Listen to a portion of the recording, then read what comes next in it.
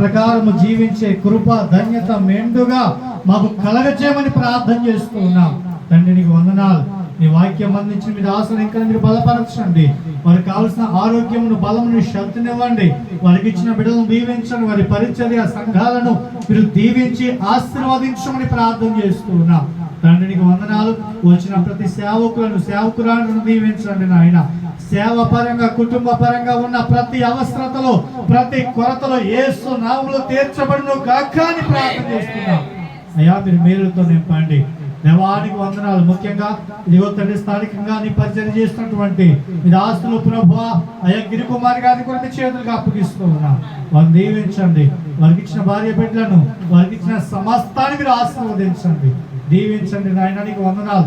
ఇంత ఘనమైనటువంటి రీతిగా జరిగించినటువంటి ఈ సహవాస కూడికను బట్టి నీకు స్తోత్రాలు చెల్లిస్తా ఉన్నాం. మరలా నూతన సంవత్సరంలో మేమందరము కలిసి నిన్ను ఆరాధించే కృప ధన్యత మెండుగా మీరు మాకు కలగజేయమని మహిమ పొందమని